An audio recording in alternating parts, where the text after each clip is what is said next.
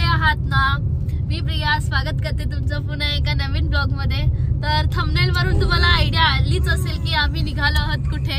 तर आज आहे डे 1 आणि आम्ही आमच्या प्रवासाला जी आहे सुरुवात केलेली आहे। डे 0 आहे कारण जस्ट आपण चालू केलंय ट्रॅव्हलिंग आणि आपण कोल्हापूरला जाऊन मग उद्यापासून ऍक्च्युअली आपला डे 1 सुरू होईल। ओके उद्या गोव्याला पोहोचणार। ओके सो आज आहे डे 0 आणि आम्ही ऑफिस वगैरे करून आता सगळं बॅग पॅकिंग वगैरे सगळं होऊन आता आम्ही प्रवासाला सुरुवात केलेली आहे आणि आमच्या वाणीची अशी ॲज युजल मस्ती चाललेली आहे आणि I am so excited cause ही आमची जी ट्रिप आहे ती विथ फॅमिली आहे आणि लग्नानंतर I think so second trip आहे, सेकंड या थर्ड ट्रिप आहे जी की आम्ही फॅमिली सोबत आज निघालो आहोत। आपल्याला जो एक्सप्रेस वे आहे तो 35 मिनिट स्लोवर दाखवते आफ्टर फर्स्ट टोल। त्याच्यामुळे जर तो घाट घेतला तर ऑब्विसली खूप जास्त वेळ लागेल। सो मॅपने पण आपल्याला रिरूट करून ओल्ड एक्सप्रेस वेला तो घेऊन चाललाय। सो तो जायला फर्स्ट टोलला आल्यावर 2 तास कधी दाखवत नाही पण इकडे दाखवलंय। त्याच्यामुळे आपण आता जुना रोड घेतला तर लगेच आपलं अंतर डायरेक्ट आता 1 तासावर आलंय। त्याच्यामुळे आपण आता जुन्या रोडने चाललोय। सो कधी पण जर तुम्हाला ट्रॅफिक वगैरे लागलं तर तुम्ही हा रोड एक घेऊ शकता जो ओल्ड एक्सप्रेस वे आहे। इतका कंजेस्टेड नसतो, कंजेशन एवढं नसतं त्या रोडला। फक्त रोड थोडा छोटा आहे पण स्मूथ रोड आहे, खड्डे वगैरे नाही आहे।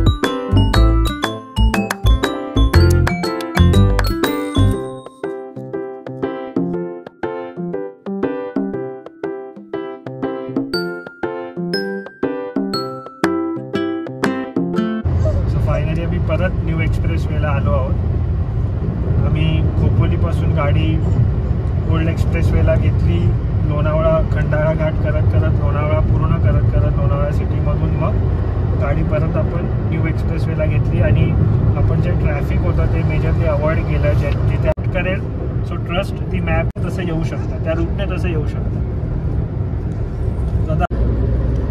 सो फायनली आम्ही पुण्याला पोहोचतो आहोत आणि आम्ही निघालेलो वाशीमधून 9 वाजता। आयडियली प्लॅन होतं 6:30-7ला निघायचं पण ड्यू टू ऑफिस रिझन खूप काही गोष्टी आल्या आणि त्याच्यामुळे पॅकिंग वगैरे पण पेंडिंग होती, ब्ला खूप गोष्टी झाली आणि फायनली आम्ही 9ला निघालो वाशीहून आणि आता 11:15ला आम्ही जस्ट पुण्याला पोहोचतोय। खाणार आहोत, डिनर करणार आणि मग पुढे आपला प्रवास करणार आहोत टुवर्ड्स कोल्हापूर। सो प्रिया कसं वाटतं तुला? So far so good? Yes, I am enjoying my journey.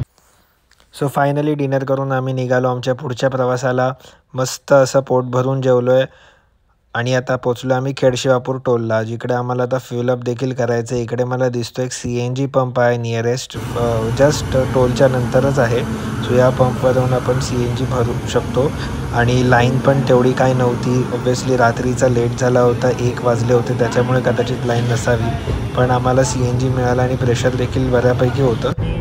First fuel break घेतला आहे। ऑलमोस्ट तुम्ही बघू शकता की 165 किलोमीटर झालेले आहेत आणि 165 किलोमीटर्स नंतर थोडासा एक फ्यूल ब्रेक घेतला आहे। आपण मुंबईपासून जी जर्नी चालू केली आहे 165 किलोमीटर्स आपण कवर केलेले आहेत। आता आय गेस आपल्याला ऑलमोस्ट गाडीमध्ये सगळे झोपले आहेत आणि मला नाही वाटत आता परत कुठला मध्ये ब्रेक घ्यायचा आहे फ्यूलचा। डायरेक्ट आता आपण पेठ वडगाव कोल्हापूरपर्यंत जायचं आहे।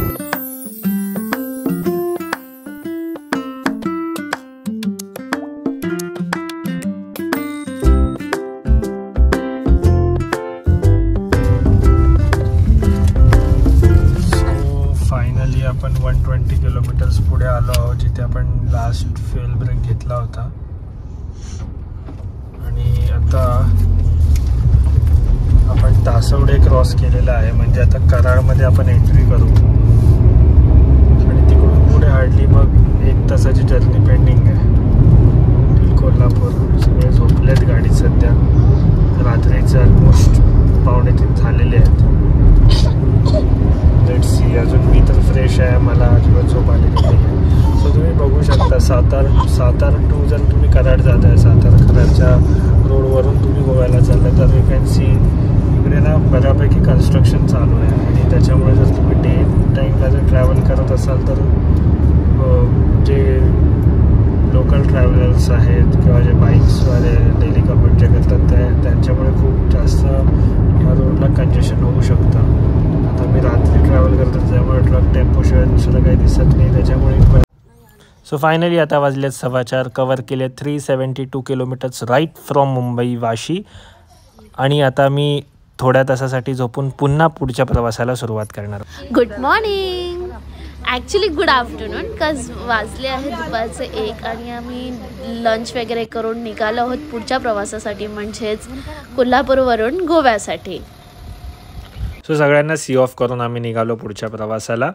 आणि आम्हाला जसं मी काल देखील मॅपवर बघितलं होतं, सो मॅप्सने आम्हाला आंबोली घाटच दाखवला होता.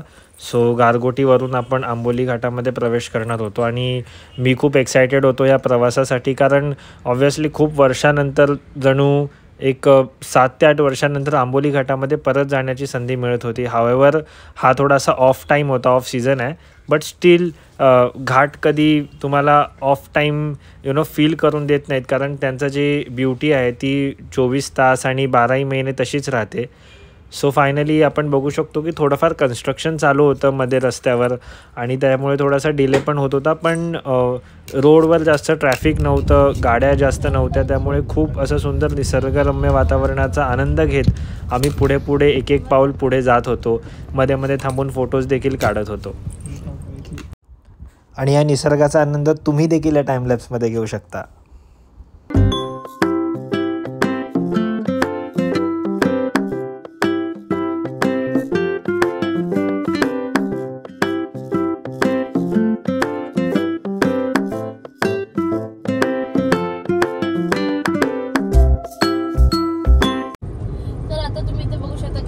जेवण हे ऑलमोस्ट संपत आलेलं आहे आणि आम्ही आता मुंबई गोवा हायवे आहे त्या हायवेच्या रोडला लागलेलो आहोत. आणि आता साधारणतः 1-1.5 तासामध्ये कॅन्डोलिमचं बीच आहे, त्या बीचवर वाणी पण बघा कशी करते. वाणी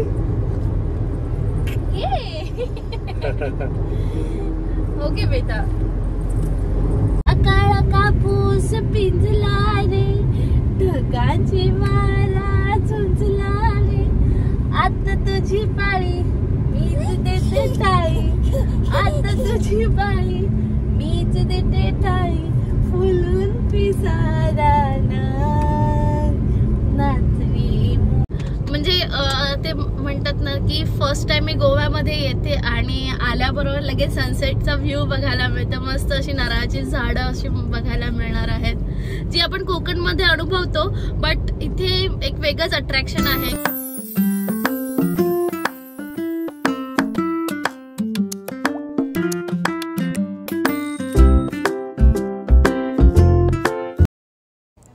सो फायनली आम्ही कॅन्डोलिम बीचला पोचलो आहे. जर्नी कोल्हापूरवरून आपली सुरू झाली होती 1 वाजता आणि आता ऑलमोस्ट 5:30 वाजले आहेत. मध्ये फक्त एक छोटासा ब्रेक घेतला होता आणि आता आम्ही कॅन्डोलिम बीचच्या परिसरामध्ये पोचलो आहे. खूप छान असा परिसर आहे. तर आम्ही आता आमची गाडी इथे पार्क केलेली आहे आणि आम्ही बीचच्या दिशेने चाललो आहोत. सनसेट दिसतो, वाव यार किती मस्त वाटतं.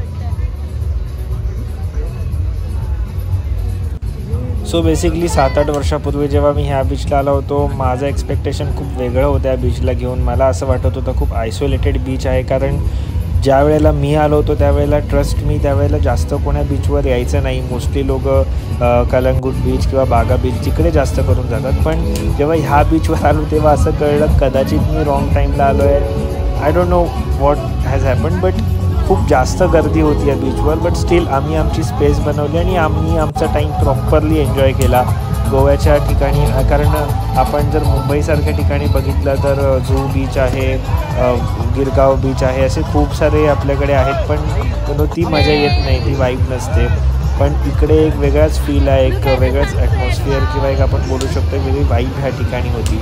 आणि सनसेट, ट्रस्ट मी, हे खूप बेस्ट फिलिंग होतं की सनसेट मला बघायला मिळाला. आणि